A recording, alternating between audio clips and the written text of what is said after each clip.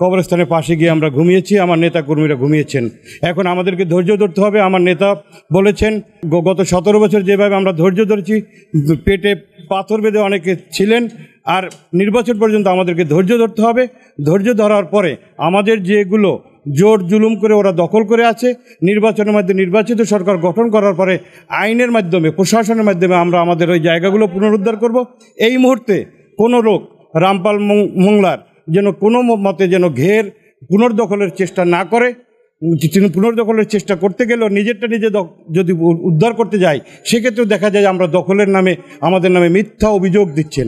অতএব আমরা ধৈর্য ধারণ করব।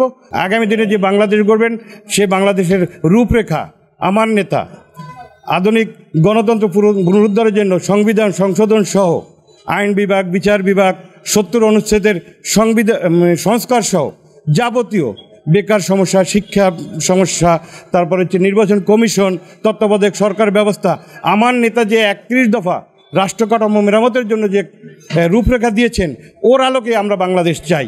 ওর চাইতে আধুনিক আমার জানা মতে, আমার দেখা মতে আমরা পড়েছি, আমরা দেখেছি। বাংলাদেশের জনগণকে ওটা পড়তে বলবো এবং ওটাকে অনুধাবন করতে বলবো।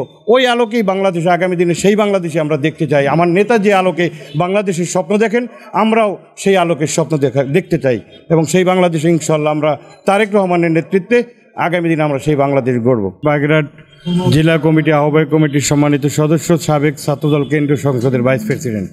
আমি রামপাল মোংলা বাগেরহাট 3 ওখান থেকে 2008 সালে নমিনেশন কিনেছিলাম। সেই নমিনেশনের প্রেক্ষাপটে তৎকালীন জামাতের সাথে জোট থাকার কারণে জামাতকে তখন নমিনেশন দিয়েছিল এবং 13 সালে বিএনপি নির্বাচনে যায়নি, একতরফা নির্বাচন করেছিল শেখ হাসিনা। 2018 সালে আমরা আবার নমিনেশন কিনেছিলাম, তখনও জামাতের মার্কা ছিল না, ধানের শীষ মার্কা নিয়ে সারা বাংলাদেশে 16টি আসনে নির্বাচন করেছিল। আমি শেখ আব্দুল হালিম খোকন আগামী দিনে তারেক রহমানের যে 31 দফা রাষ্ট্র কাঠামো মেরামতের কর্মসূচি দিয়েছেন, সেই কর্মসূচির আলোকে আমি আমার রামপাল মোংলার জনগণের দ্বারে দ্বারে ঘুরে বেড়াচ্ছি এবং তাদেরকে রাষ্ট্র মেরামতের যে তারেক রহমান আগামী দিনে যে অঙ্গীকার করেছেন, সেই অঙ্গীকারের আলোকে বাংলাদেশ যাতে গড়তে পারে এবং আমি তারেক রহমানের নেতৃত্বে তার পাশে সংসদে গিয়ে দাঁড়িয়ে কথা বলতে পারি, সেজন্য আপনাদের মাধ্যমে রামপাল মোংলাবাসীকে কাছে আমি দোয়া প্রার্থনা করছি। নট পসিবল মানে বইফোর নেতারা বা সন্ত্রাস, এটা আমার নেতা তারেক রহমান যে নির্দেশনা দিয়েছেন, সেই নির্দেশনার আলোকে আমরা 17 বছর যেমনিভাবে মামলা হামলার শিকার হয়ে জেলে ছিলাম, অনেকে রাতের বেলা বাড়িতে ঘুমাতে পারেনি, অনেক সময় কবরস্থানে গিয়েও তারেক রহমানের যে নির্দেশনা, সেই নির্দেশনা পালন করব।